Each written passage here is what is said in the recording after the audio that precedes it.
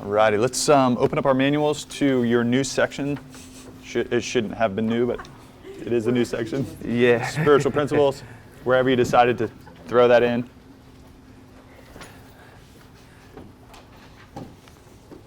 Preferably before anatomy section, but anywhere you choose. All right, so... You did, you're dead to me, no big deal. Chris will no longer be talking to Day or myself. So flip the page. We actually went over that yesterday. So it's page 3. At the top of page 3, you'll see 8-limb path. You will need to know this page. You will need to know that page. The last 3 parts of samadhi, they're just the breakdown, Sabhikalpa, Nirvikalpa, and Mahasamadhi. That's just extra credit. You don't have to necessarily know that. As long as you know samadhi is ecstasy, enlightenment, absorption, good to go. So this is important. What we're going to do now is start breaking this down. So the 8-limb path is the cliff notes of the Yoga Sutra of Patanjali. Patanjali was a sage in, there's some dispute about when he lived, but it was around 400 AD, what some scholars believe. But he was one of the first people to codify yoga. Before that, it was taught from teacher to student, and then the student would become a teacher and teach their students, and so on and so forth. But no one actually codified it. It was all, you went to the guru taught, and it kind of worked its way through in that way. Patanjali was the first person to say, well, let's make sure that if something traumatic happened and a lot of gurus died off, that this information wouldn't disappear. So he said, okay, let's codify this. Let's get this down. Let me put this into a system. And so he wrote what's called the Yoga Sutra Patanjali. And what we're going to break, what yoga has broken out of the Yoga Sutra is the 8-limb path, and this 8-limb path of Patanjali. And so basically what we're looking at here, guys, is a code of ethics for the first 2 yamas. How to deal with our external environment, how to deal with our internal environment.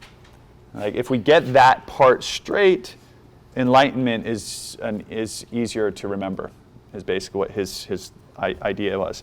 The last 6 limbs are a systematic framework of meditation, of how to achieve, how to, say it correctly, how to remember our true self, how to become enlightened, or how to remember our enlightenment, best way to say it. So if you flip the page. And real quick with that, as you flip the page, we can talk about it. At this point in history, like what we describe this as is classical yoga or Raja yoga, meaning it has nothing to do with up dogs and down dogs. When he codified this, all of that hadn't developed yet. Asana, if you look back on the other page, was to take a seat, because he was talking about meditation, not asana in the sense of up dogs and down dogs. We're all about it because it's awesome, and what it does for people's bodies is like phenomenal. And why that developed was because they realized they needed something to help support the meditator's body so they can sit for longer periods of time. Because this is arduous, yes? Like sitting for a long period of time is not easy. It takes effort and it takes discipline, and the body needs to have the strength and the capacity to be able to sit. Otherwise, it can become a distraction. Anyone felt their bodies over the 20 minutes of yesterday, like talk to you a little bit, right? Over time, you just become like able to do that. It's no big deal. But my point is just to be clear that when we talk about it, we're talking about Raja yoga, or the yoga of meditation. And at a certain point in yoga's history, that's all it was.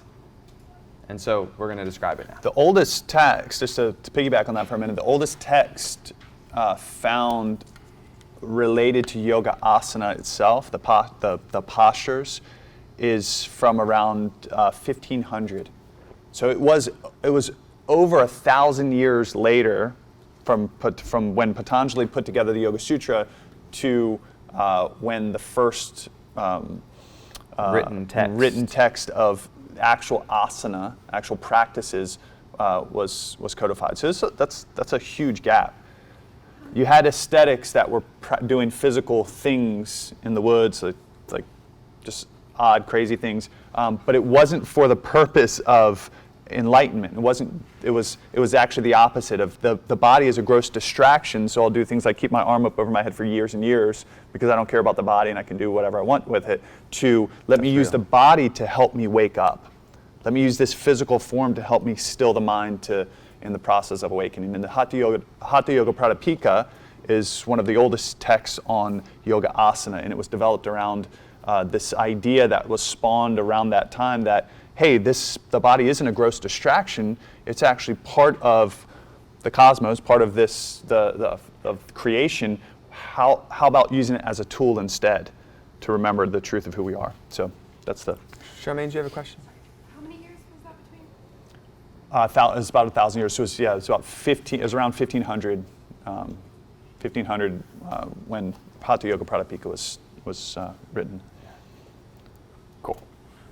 All right, so we'll just read this and then we'll go. We have something that we haven't done before in prior trainings that we're going to try with you all, so it'll be good, I hope. So around 400 CE, sage by the name of Patanjali codified yoga into what are known as the Yoga Sutras. Within this masterful work are 196 aphorisms or sutras. Is a path to attain our ultimate goal of life, self-realization. This path is called Ashtanga Yoga, or the 8-limb path. The Yoga Sutras break down the practice of yogic meditation into 8 limbs or sub-practices. The first 4 limbs are referred to as the external limbs and are to be practiced simultaneously. The last 4 limbs are referred to as the internal limbs and are practiced sequentially. The foundation of Raja Yoga, which is basically the yoga of meditation, is Patanjali's external limbs: Yamas, Niyamas, Asana, and Pranayama. Yamas and Niyamas are the principles of right conduct and lifestyle. The Yamas include nonviolence, truth, non-stealing, moderation, and non-attachment. The Niyamas include purity, contentment, discipline, self-study, and devotion. Asana in Raja Yoga is not the same asana we're doing in yoga classes. Patanjali simply instructs one to find a comfortable yet stable seated position. The same is true with Patanjali's instruction in pranayama. Patanjali only instructs the Raja Yogi to observe and slow the breath down to the point where one cannot distinguish between the inhalation and the exhalation. The numerous yoga postures and breathing exercises were developed much later as part of the Hatha Yoga system of mastering the body to still the mind, which is what John just described. Once a comfortable seated position and a slow, deep breath are obtained, then one begins practicing the internal limbs: pratyahara, dharana, dhyana or dhyana, and samadhi. Pratyahara is the drawing of the mind's focus away from the external senses to the inner sensations of the body. When the mind draws inward, then the next limb, dharana or concentration, is used to focus the mind on a single object, usually the breath. This is where the practice becomes challenging, keeping the mind focused and letting go of attachment to thoughts. When one obtains the ability to concentrate the mind on a single object to the point of being completely absorbed in it, then one has moved into the next limb of dhyana, or meditation. When the mind is absorbed in dhyana, the object of concentration becomes reflective, and the subject, object, and perception meld into one sustained experience of pure awareness. The sustained practice of dhyana leads to the last limb, samadhi. Enlightenment, ecstasy, and bliss are all words used to describe this last limb, where one remembers the true self experienced as felt oneness with being or God realization. Bless you. We're going to unpack all of that stuff because that was pretty heady. But let's talk about the yamas. You can read it. The first limb of this path is the yamas. The word yama literally means restraint or external disciplines. The yamas ask the question, how do you relate with the world around you? They encourage us to examine our relationship with the people and things in our lives, specifically concerning our beliefs and perceptions. A life without concern for the yamas is harsh, where resistance, struggle, and looking out for number one take up most of our energy. Beryl Bender Birch writes in her book, Beyond Power Yoga, you can take yoga classes, you can do yoga postures, you can read books about yoga, and you can hee-haw around and say you are doing yoga. But you aren't really doing yoga until you sit down with the 5 yamas and take stock of yourself. In order to practice yoga, we need some general preparation. We might need to make some adjustments in our adjustments in our style of living. Our practice and our lifestyle are interrelated.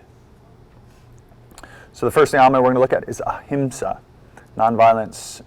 practicing loving kindness. The reason we have both there is anytime you have an A in front of a Sanskrit word, it doesn't just mean like the negation of, it means the opposite of. So when you hear ahimsa, it's very easily, it's nonviolence. But because it's not just the negation of violence, but it's the opposite, it's actually practicing loving kindness. That seems like semantics, but it's huge.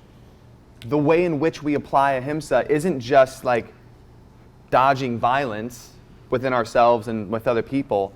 It's taking it another step further and actually practicing being loving and being kind. You see the difference in that? Like your impact on the world, just from that one slight change in definition, is completely different than avoiding violence versus let's actually do some good in the world. So it's important, and it's you'll see it through. This ahimsa isn't the only like one. It's asteya. So it's not just I'm not stealing. I'm actually practicing giving. Totally different in terms of the impact you make and what you do with it. Does that make sense? Okay, so let's talk about it. So we have both, is what my point behind saying that. Ahimsa is nonviolence, but it's also practicing loving kindness. In the Yoga Sutra, Patanjali wrote, being firmly grounded in nonviolence creates an atmosphere in which others can let go of their hostility. So violence can be expressed passively in our thoughts and attitudes, or actively through any physical act. While ahimsa is the conscious act of renouncing violence in its various forms, its true meaning goes much deeper. It is to be consciously and actively loving and kind. The expression of that love and kindness must start with ourselves. Then it can naturally flow out to others. The highest form of love is the kind that is unconditional. It is based on our oneness, the recognition in others, that which we see in ourselves. I've decided to stick with love, hate's too heavy a burden to bear. Dr. Martin Luther King. You know, so our goal with this, prior trainings, what we do is we'd read and we'd tell a couple stories and then we'd just have a discussion about it. We're going to take it like a step further, and we're going to actually have you journal write about. We have a couple stories we want to tell, but we want to make this more interactive. So once we have a little discussion about it, we're going to have you journal write, and then we're going to have you share with each other, and then we're going to do that for each of these yamas. Does that sound good? That's the difference. I was like, how do we make this more interactive so actually like it's not just us like, this is what love and kindness is. This is what you should do and not do. Like no, like apply it to your life. Does that make sense? Cool. So there's a good story though, because love and kindness is like, it's not cut and dry. Now, is there any, so here's a question, is there any appropriate time to be violent towards somebody? Yes. Yes. When? They're trying to hurt one of your kids. I'll fucking kill someone. I feel you on that one. When there's no other choice. When there's no other choice. And it could be you push the person away. It could be that you avoid the person. It could be an interaction with a kid. Somebody's, but if that person is actually trying to harm you or hurt you, you don't have a choice. I can't walk away. They're going to hit me in the back of my head. I can't, so you have no choice.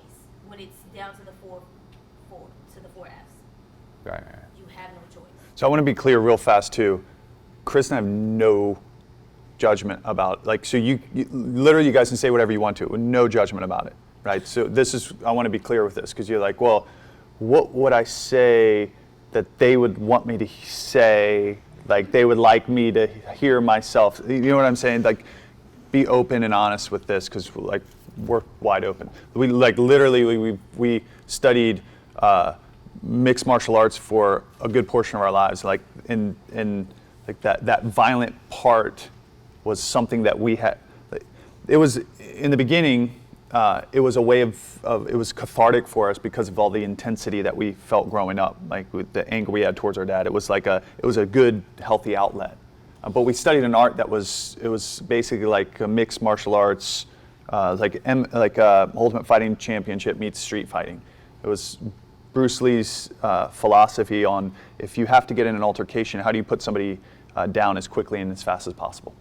And so we studied with a gentleman who taught a rapid assault tactics style of that system where you, as quickly as possible, you get into a clinch, and from the clinch you use headbutts, knees, and elbows to really hurt the person, then put them down. And if you go to the ground, you're going to ground fight. If there's a weapon, you know how to use the weapon to be able to take this person out. So we're okay, whatever you want to say is my point. Like, we've been in that world, we've been in this world, we've blended the two in a way that's healthy for us, and so we're totally cool with it.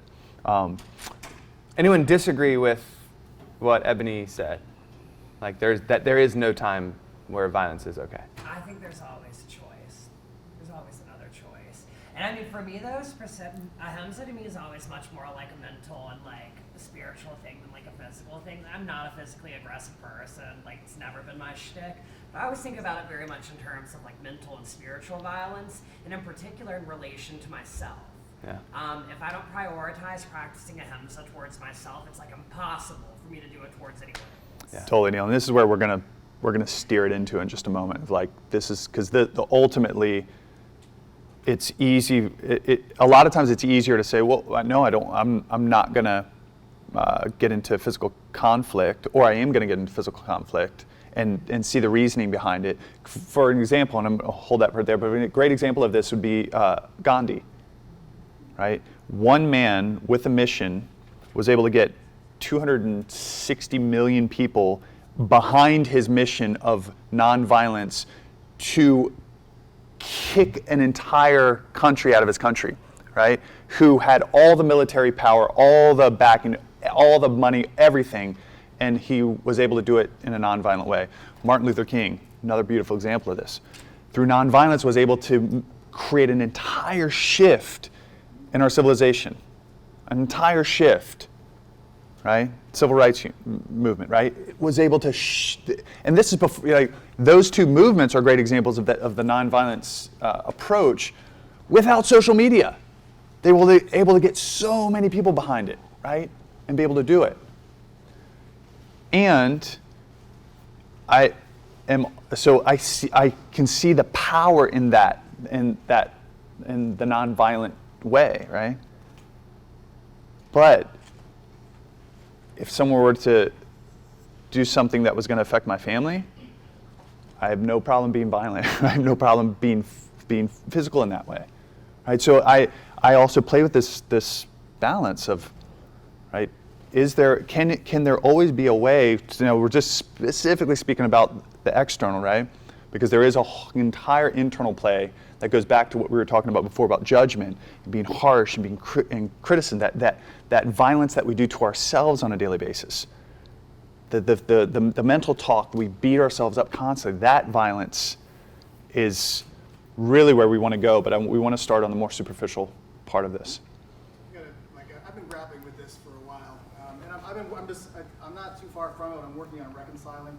So, like, we're using Gandhi as an example in India. Like, that tactic is a beautiful thing, and it's amazing that it worked. It worked against England. It would not have worked against ISIS. So ISIS would have said, "Thank you very much for all standing there. Now we will kill you all and torture you and do all sorts of terrible things to your family." Right. It would not have worked. So, where that line of ahimsa, the non-harming, the non-violence, and where that line is that you cross is that, okay, it's time to kill some fools. Like, some people need killing. Yeah. And that comes in our line of work. Yeah. Where we got to do that. The problem that I have that I'm working on reconciling is the fact that I take an oath to do that, and trust that my leaders will send me places to do things in the good of the country, and I know that not all of our fights have been that. Right. So that's a difficult thing that I have to wrestle with and reconcile and forgive myself for and move forward while still upholding my oath and to my bros Right. and my whole country. Like, I can't not go with them. Right. I can't do it because then my act of non-harming is to help them not be harmed. Just as we destroy the inner self, we seek to destroy to kill those bad things in ourselves. Like, well, I got to try to make sure that my friends don't get killed. That's an act of ahimsa in itself, and in doing so, I have to try to kill people. Like, it's this thing that I have to really work hard to reconcile. Yeah. Totally, man. Because it comes down to the intention behind it. You're doing it in the service of helping other people. But the challenge is you are being sent places that are not, you don't have control over where you're going.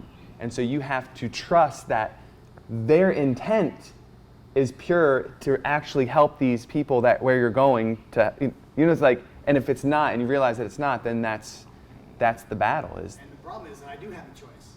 And I always have a choice. I'm American. I have this great thing. That's the freedom of choice I have. I can stand up and say, I no longer believe in this. I can walk away. Right. I can do that. Right. But I have this framework of oath. Of loyalty, right? Yeah.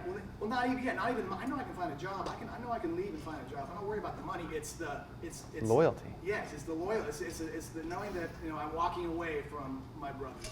It's knowing that, and that is the hardest part of that, being faced with that decision. Right. And this is what bridges the gap to, but if you know internally this is, and it's actually going to lead us to the next one, which is your truth.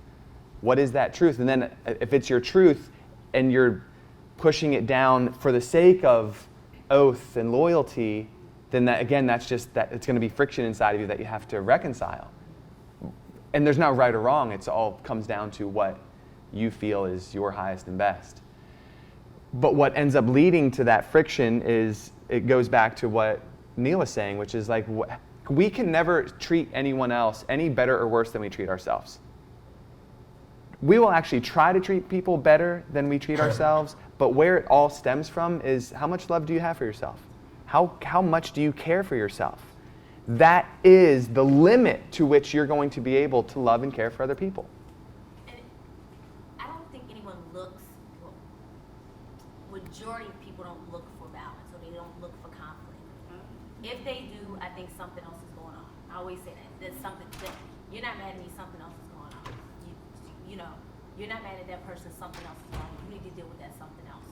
But if you're not dealing with that something else continues after I avoid, after I deflect, after I give you all the loving kindness I have, if it's still to that point, then we have an issue where I'm going to either respond by nature. It's only so much that you can get into a point. For an example, I called into work the other day. I asked the young lady, I said, hey, I'm running late, but I am going to stop and get coffee. I said, so would you like one? She said, no. I said, okay. I get to work, and there were 2 people there. I said, and before I could say anything to her, she says, I'm going to go home because it makes no sense for all of us to be here. And like, she just goes in. I said, I'm sorry. First, let me apologize. I didn't know you were here. I would have offered to get you a coffee, too. I said, so let me get that out of the way. I said, and you don't have to go home. I'm not here to work here. I'm here to take care of something in the back, like some extra credit type of stuff that I need to get taken care of. I said, so you don't have to leave. Stay here and make your money. And she was just like, okay, all right. And so the manager was sitting at the table. The manager was like, kill him with kindness, like that. And she just went back to doing what she was doing. The very next day, same female actually got confrontational, put her finger in my face in front of a bunch of customers. So I said, okay, she's not mad at me. Turn around. I keep doing what I'm doing. After I clock out and do everything, I said, hey, don't ever speak to me in that tone again. If you do, we're going to have a bigger problem. I said, don't let all of these sun salutations and this transformation I'm doing. I said, if you ever speak to me like that again, I said, we're going to have a problem. And she just was like, well, yeah. I said, that's all I got to say. I said, good night, y'all. See y'all next week. I'm gone for the weekend. And it was mind-boggling to me that happened. And it's strange to me because I don't have an issue with this lady. I don't even know her last name. But that's like, how much more can I give her? Until you have to defend yourself. And I'm definitely not going to fight her. They'll serve coffee in jail, so I can't go there. Yeah, Marianne. Could you circle back to that thing you said about the self-love, and you can only Yeah. you love yourself? Do that one more time. Yeah, so the idea is, like, the degree to which we love ourselves is the degree to which we can love other people. And another way of saying that is, the degree to which you judge yourself is the degree to which you'll judge other people. It has to start in here. How can it not? Like, and it's the whole thing, like what Shelley said, hurt people hurt people. And so it's really true. Like, if someone, to a degree, like if they're suffering, their actions are based on that internal suffering that they're experiencing. Meaning they're treating people in a way that is reflective of what's going on inside of themselves. Again, we then get to choose how we wish to interact and relate to them. I know that this, like, if someone's suffering, they're treating people horribly, and if I am they're in my family, I get to say, no, you are not going to be in my life. You are not going to be in my children's life. So hear me when I say, just because I know that the reason they're acting the way they are is because of suffering that they're experiencing inside, because I know that relationship, I am not then saying, oh, because I understand that and I have a bleeding heart, I will let them be in my life and affect me and my children and my family in a way that is adversely affecting me. I recognize it and I will give you love over there. Because here's another thing you should write down. We teach people how to treat us by what we're willing to do, by what we allow them to do in our lives, by the boundaries we put up. And those boundaries that we put up are based on how much do you love yourself? What is your self-worth? If you have a high amount of self-love and self-worth, you don't put up with that bullshit. Because you know you're worth more than that. You don't deal with relationships that are beneath you, that are like of someone that isn't treating you like you know you deserve to be treated, because your self-worth says, I deserve to be treated better. Our relationships are a reflection of what's going on inside of us. That's why this work of meditating and of reconciling our truth and of battling the demons that are inside of all of us so that we can experience more love and more worth is so transformative, because it doesn't just stay there, it then gets reflected in every single relationship and what we're willing to do, the jobs that we're willing to do and not do. Like, everything becomes an extension of that self-worth and love. Period. That's it. It's that you want people to treat you differently, treat yourself differently. You want people to love you more, love yourself more first. It will never, no one will ever be able to give you what you're actually looking for, because it's not their fucking job. It's your job. You can't give what you don't have. Right. And you can't get sick enough to make a sick person better. Right. So even if it's your family, like my situation, I had to leave home when I was 16, and I tried to let my mom in my life, like, later on, but it was one of those things where because she's not like your dad, you know, she wouldn't acknowledge things that happened with my dad. And for me, I just had to decide that's a deal breaker, because I spent so much energy healing those demons and like erasing those echoes from the past of shame, guilt, because they're not from me, they're their echoes that they just Right. reprojected to me. Now I'm hearing the same thing. Right. So I had to just cut them out of my life. They never met my daughters, like nothing, you know? And you have to be okay with it. Yeah. So it's sort of like, well, fuck you and the horse you rode in on. You have to be that way with certain people because you love yourself and want to protect yourself. And loving yourself also means forgiving. Oh, yeah. Oh, I had to forgive them. But like he said, that's for you. And from a distance, if need be, right? Like Nelson Mandela, was Nelson Mandela, Chris? Yeah. Nelson Mandela said, resentment is like taking a spoonful of poison every day in the hopes the other person will die. Right? Exactly. And so part of being nonviolent is also saying I have to forgive, because I'm done taking that. That was me with that was us with our father. Right? I'm done taking that spoonful of poison every day. It's not affecting him. He doesn't even know. Like, it wasn't until I had similar thing and called him up and I was like, every cuss word I could think of, I was making cuss words up. I was like, you ball-haired, like, just like blasting him, right? And that's an act of ahimsa, right? Like having that. Exactly, Ben. Resentment for yourself. Yeah. Exactly. It's not violence on yourself. That's, Exactly, because before I was being violent to myself. Before I wasn't forgiving, it was an intensity, right? That would come up every time there was something that made me think of the past. And so blasting him, although it looked violent, was a non-violent act because it was for me, guys.